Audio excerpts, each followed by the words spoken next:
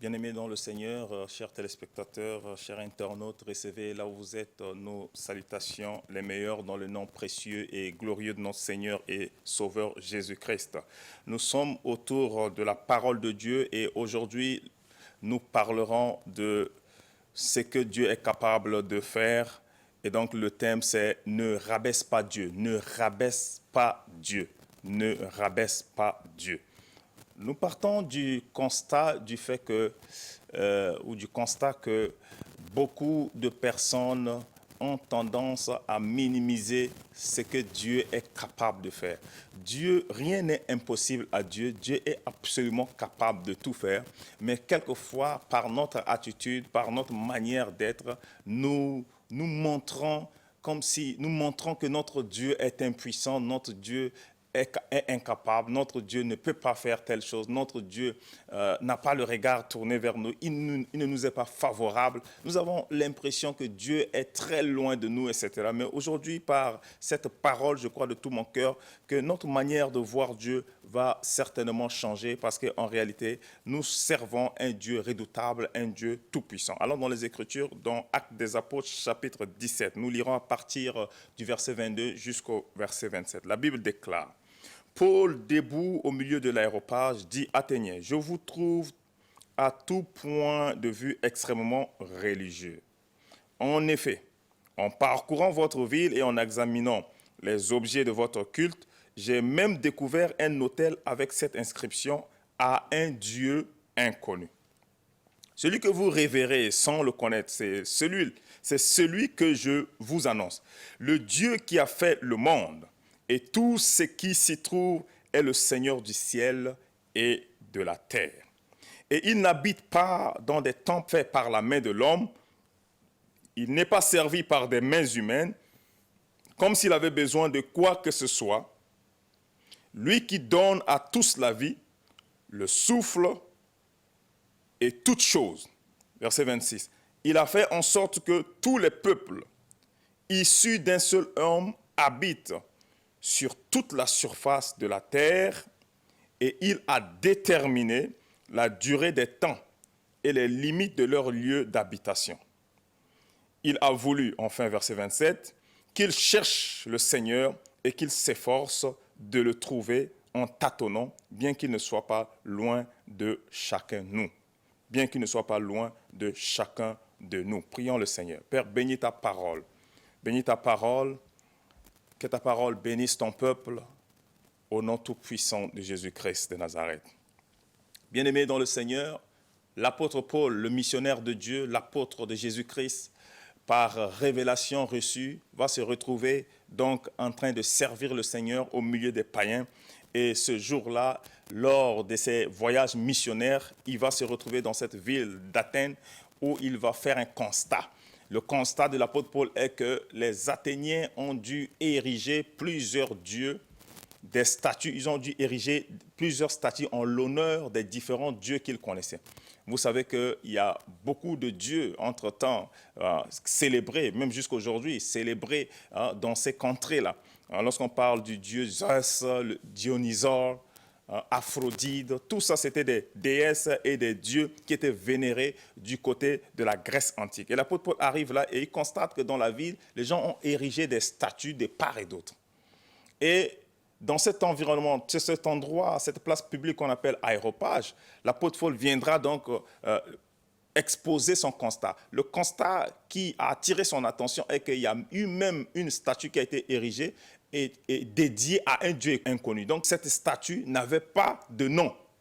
Pourquoi? Parce que les Athéniens se sont rendus compte que malgré la multitude de leurs dieux, ils ont compris qu'il doit certainement avoir encore un être quelque part qui doit exister. Et pour cela, pour ne pas qu'il soit dans le manque, il va falloir ériger donc cette statue. Et ils ont érigé la statue pour dédier au Dieu inconnu. Et l'apôtre Paul va venir leur dire, c'est ce Dieu inconnu-là que je viens vous annoncer. Et lorsqu'il parle de ce Dieu inconnu, voici ce qu'il a fait comprendre dans ce texte d'Actes des Apôtres, chapitre 17. Il dit, le Dieu qui a fait le monde et tout ce qu'il renferme. Ce Dieu-là, ce Dieu inconnu, il s'agit de qui? Il ne s'agit pas de Zeus, il ne s'agit pas de Dionysos, il ne s'agit pas d'Aphrodite. Mais ce Dieu-là, c'est le Dieu qui a créé le monde. C'est le Dieu qui a fait le monde et tout ce qu'il renferme. Vous voyez, quand vous regardez l'immensité de l'univers, quand vous regardez le cosmos, et quand vous dites qu'il y a un être qui en est l'auteur, bien aimé, cela doit imposer le respect. Cela doit imposer le respect. Quand vous regardez les richesses que renferme notre planète, quand vous regardez l'écosystème de notre planète, comment est-ce que la planète fonctionne? La planète qui tourne autour d'elle-même en 24 heures et qui tourne autour du Soleil en une année, en 365 jours. Regardez le mouvement apparent du Soleil. Le Soleil qui se lève, le Soleil qui se couche. Regardez les eaux, regardez les mers, regardez les fleuves, regardez les continents. Le simple fait de regarder ces choses et savoir qu'il y a un être qui a créé toutes ces choses, il y a de quoi s'incliner, il y a de quoi prêter allégeance à ce grand Dieu. Donc le Dieu que nous servons, le Dieu qui nous a aimés, le Dieu qui nous a sauvés, le Dieu qui nous a rachetés par Christ, n'est pas un petit Dieu. N'est pas un petit Dieu. Je me suis amusé même à faire certaines recherches sur Internet et j'ai constaté que tellement que l'univers est vaste, les scientifiques disent même que l'univers est en pleine extension. L'univers est en pleine extension. Tellement que l'univers est vaste, lorsque les scientifiques font des recherches, ou les astronomes font des recherches et découvrent des nouvelles planètes ou encore des nouvelles galaxies, ils sont obligés d'utiliser les termes années-lumière. Ils sont obligés d'utiliser les termes années-lumière pour calculer les distances. Parce qu'on ne peut pas calculer, si on doit dire 40 milliards de kilomètres, c'est difficile à dire. On est obligé de prendre la vitesse de la lumière pour faire les calculs. Et vous savez que la lumière va à une vitesse faramineuse de 300 000 km par seconde. La lumière se déplace à une vitesse de 300 000 km par seconde. Il y a une galaxie du nom de Tourbillon qui a été découverte. Et cette galaxie-là est à 31 millions d'années-lumière de la Terre. Donc vous vous imaginez, pour atteindre cette planète ou pour atteindre cette galaxie, il va falloir filer à la vitesse de la lumière. C'est-à-dire que si vous avez un engin qui va à 300 000 km par seconde, alors au bout de 31 millions d'années, vous allez atteindre cette galaxie. Ce qui est simplement impossible. Ce qui est simplement impossible. Pour dire combien ce Dieu-là est grand. Et la Bible dit qu'il remplit les cieux. Il remplit les cieux. Il est tellement grand. Il est tellement puissant. Il est tellement redoutable. Nous n'avons pas le droit de rabaisser Dieu, de ramener Dieu à nos poches, de ramener Dieu à nos petits problèmes. Parce que tu as eu besoin de A, B, C et que tu n'as pas eu gain de cause, ou bien que Dieu n'a pas agi, ça t'amène à rabaisser Dieu, ça t'amène à te détourner de Dieu, ça t'amène à chercher à combiner ou à composer, à chercher des solutions toi-même. Parce que Dieu n'a pas agi. Donc pour dire Dieu n'était pas favorable, Dieu est incapable de faire telle chose ou telle chose. Non, bien aimé, rien n'est impossible à Dieu. Si ce Dieu-là a pu créer, a pu déployer ses cieux au-dessus de notre tête, il y a de quoi, n'est-ce pas, le respecter, il y a de quoi l'honorer, il y a de quoi prêter allégeance à ce grand Dieu-là.